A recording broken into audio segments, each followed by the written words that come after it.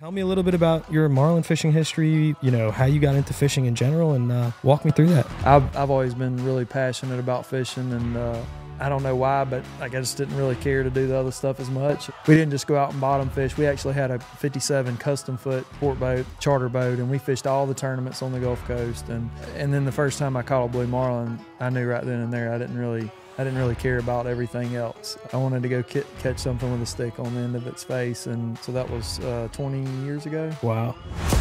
You've landed on the science of fishing, where passion meets precision. Before we dive in, we would like to thank Bloody Battery, Sea Mule, and Black Reef Co. for sponsoring this episode. What's going on, everybody? Mark here with another episode of the Science of Fishing. Today we're sitting down with Captain Blake Bridges from Team Lifeline. He's a great angler, he's a great captain, and we're going to get into his blue marlin history and what to expect this coming season on the Sport Fishing Championship. Captain Blake, appreciate you sitting down with me, brother. Yeah, no problem, man. It's nice to sit down with you and meet you. Likewise. Person. Cool, man. Cool. So you have an extensive marlin history, right? Marlin fishing history, and throughout the years, you guys have done pretty solid. You guys always put up numbers every year, or you in particular, from my understanding, have always done pretty well. So tell me a little bit about your marlin fishing history, how you got into fishing in general, and walk me through that. Yeah, no problem. It's kind of funny. We just actually had that conversation with the SFC interview, but my parents got separated at a real young age, and I ended up with my dad, and which meant I was going to be fishing a lot because he loved to fish. He's a professional tournament bass fisherman, and so he carried me everywhere he went, and so, through the years, I grew up, fishing everywhere, every chance I could, and then as I grew up and started playing baseball a little bit, and some of the coaches that would come in and coach, assist him in the coaching. One of them had I don't even remember what it was. I think it was like a Triumph or something, little center console, single engine center console. And we took that thing like 10 or 12 miles offshore, and I caught one red snapper and I think an octopus. And I knew right then and there at like 6 or 7 years old that was what I wanted to do. I wanted to be in the blue water, not on a pond or a lake or a river somewhere. And so fast forward a little bit, I as a kid, I think lots of kids grow up, playing baseball, wanting to do this, wanting to do that. And I did play ball and stuff, but I've always been really passionate about fishing, and I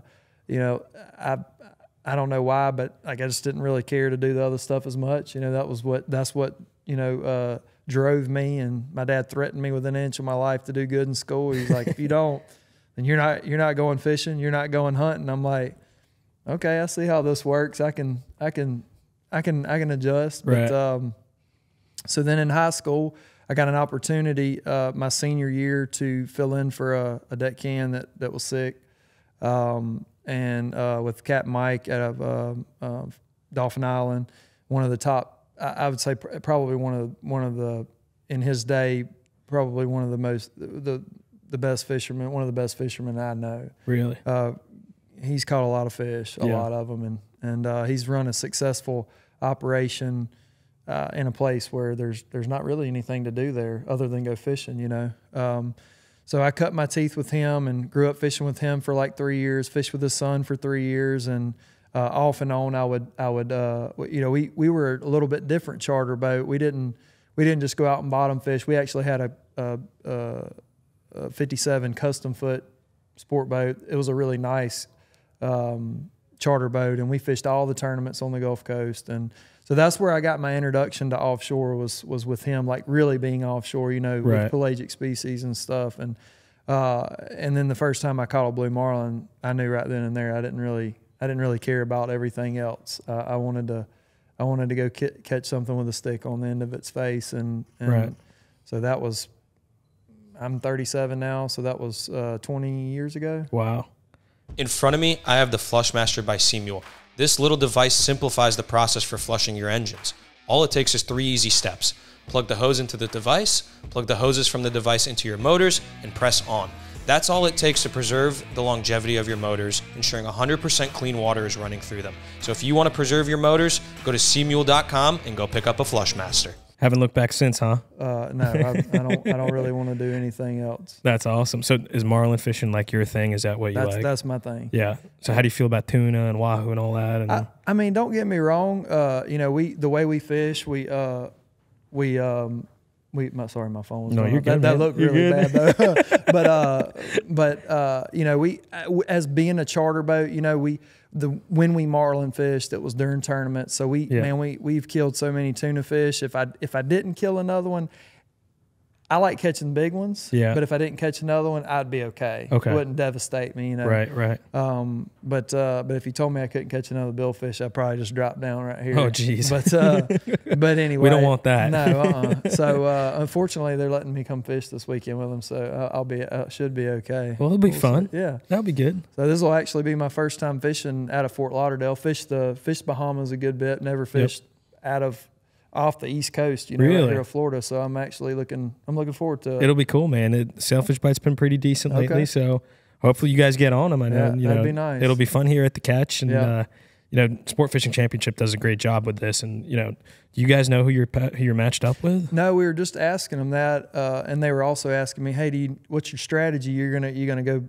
catch this, or this?" I'm like, well, I mean, personally, if you're asking me if I have the slightest, you know, if I can get the slightest tip from some of my guys who fish over here, that there's a decent sailfish bite anywhere, I want to see one of these big boys go in the water, you know, for their first fish. So that's what I would like to see. I'd like to see somebody who's never caught their first billfish catch one. I love that. That's awesome. So let's talk a little bit about your history, marlin fishing and all that, right? So last year you were with Team All In, right? Mm-hmm. And the owner of that boat now is fishing with Southern Charm. That's right. But from my understanding, you had a pretty good run during one of the tournaments last year, right? It was like 4 blues in 4 hours or something like that.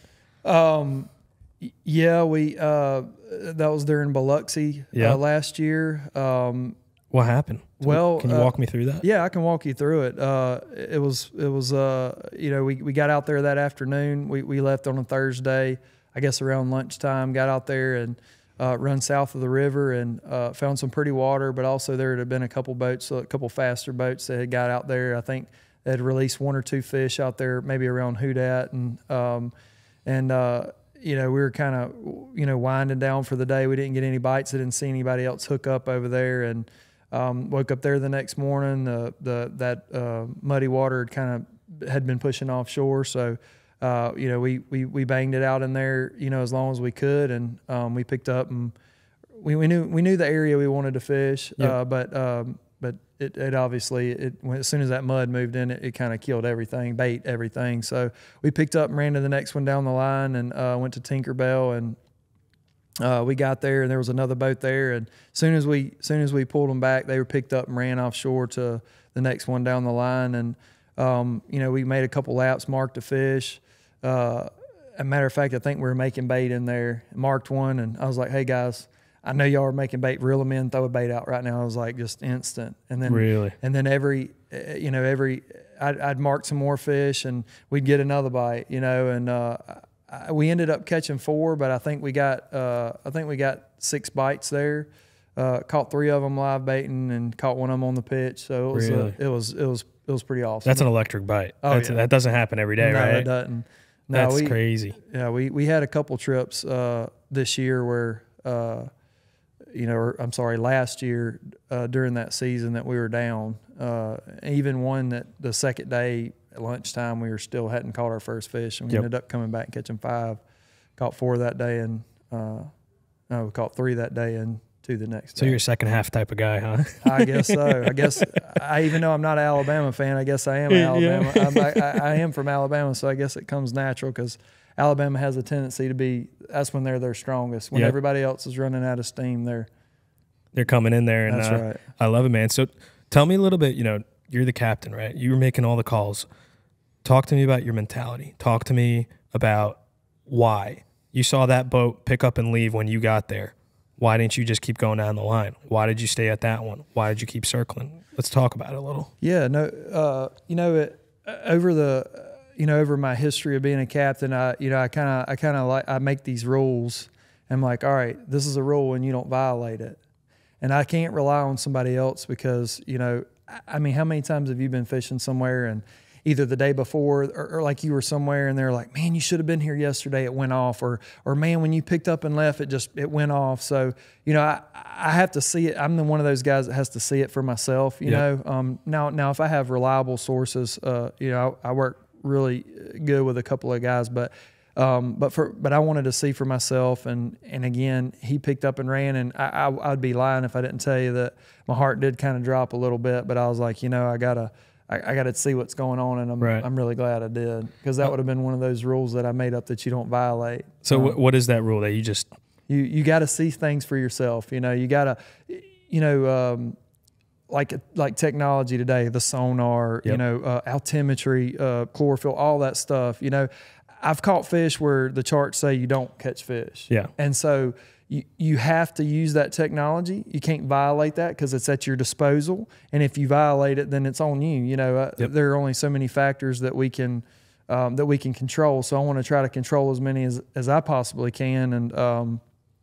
And so, you know, but again, you know, we checked it out for ourselves, and it paid out. And, you know, heck, you know, you work hard, and you know, you got to do your part, and the good Lord's got to give you your bites. And then, yes, sir, He does. Because if you don't get the bites, it doesn't matter. It doesn't matter how good you are. You know? So you're talking to me a little bit about technology and the sonar and all that. What is the most important piece of equipment you think that you have on that boat? You guys utilize Omni-Sonar? Oh yeah. I guess this is my 5th year with the sonar. Okay. How do you feel about it? It's going into the 5th year. You like it? Oh, I love it. I don't want to fish without one. Really? My brother runs a 62, similar. It's like a sister ship to the one that we have, and he's like, man, I don't want to get that thing. He's like, it's just something else, and I'm like, yeah, something else that it's like one of those. I used to work for the guy that he works for now. Okay. So when I left them, I went to go work for Greg.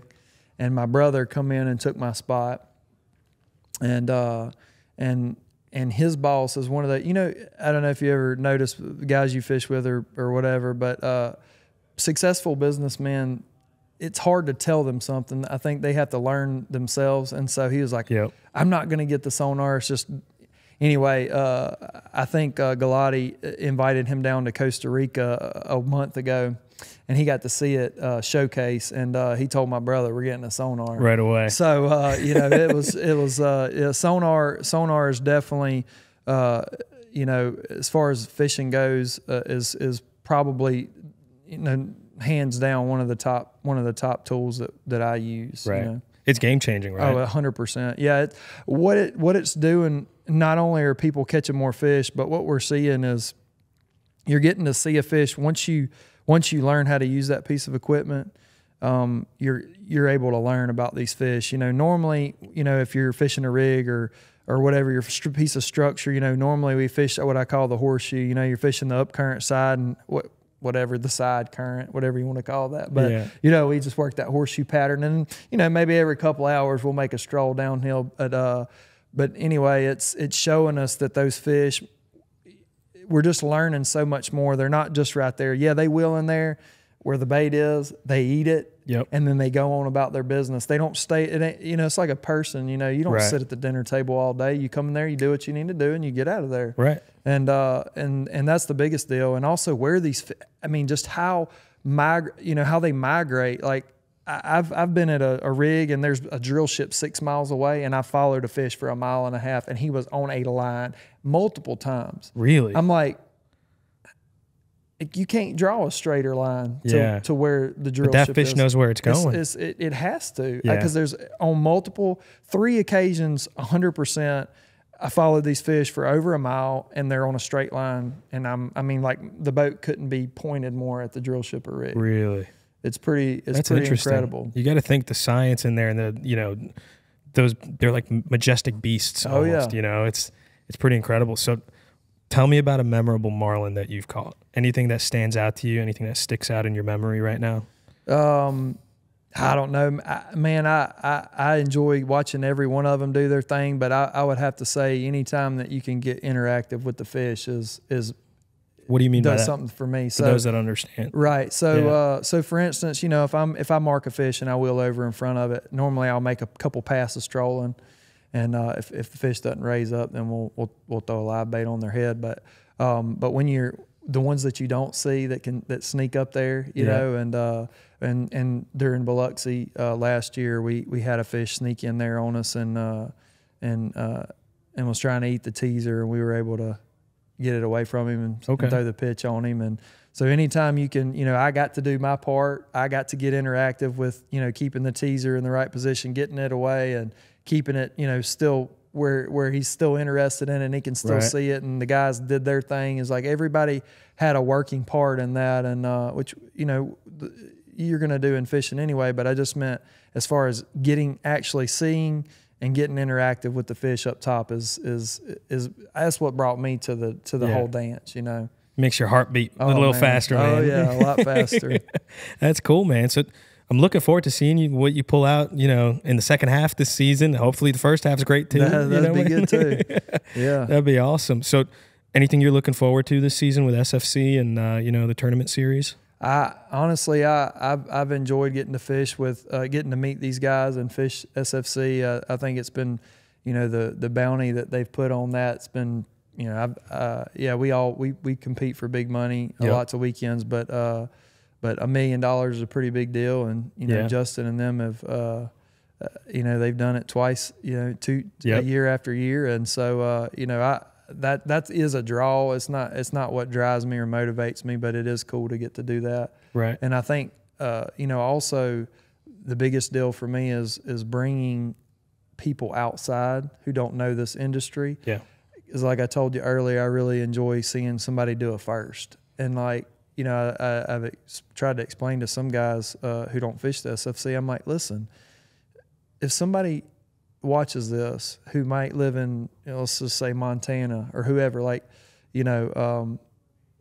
what if they decide that they want to try this? Like they race horses or do their thing, watch hockey, or I don't know what people do in Montana, but Me whatever, neither, man. whatever. But it's too cold up there and there's no salt water. But what if that opens up a passion for somebody? Like I remember before I had a passion to marlin fish, and now I know what it's like to get to see a fish do its thing. But what if that brings job opportunity for Orange Beach or for Mississippi or Florida or wherever, another guy gets to support his family and do what he loves to do. And I love that. That's awesome, man. I love it. So you're all about the community. You're all about building the community, and that's pretty incredible, brother. I love that. Yeah, I appreciate it. Dude, I'm looking forward to seeing what you do this season, man. All right, man. I appreciate you sitting down with me, and we'll be catching up later on, all right? Buddy. Cool. Looking forward to it. Yes, sir. Well, guys, awesome conversation with Captain Blake. You guys are going to see him this season with Team Lifeline. It's going to be interesting, and he's going to kick some ass. See you later, guys. Thanks for joining us on the Science of Fishing. We hope that this episode was helpful and you learned something for the next time you're wetting a line. Before we cast off, a special thanks to our sponsors, Bloody Battery, Sea Mule, and Black Reef Company. Stay hooked by following us on social media at Science of Fishing and hitting the subscribe button. And if you know someone who'd enjoy this, please share it with them. Until we meet again, catch 'em up.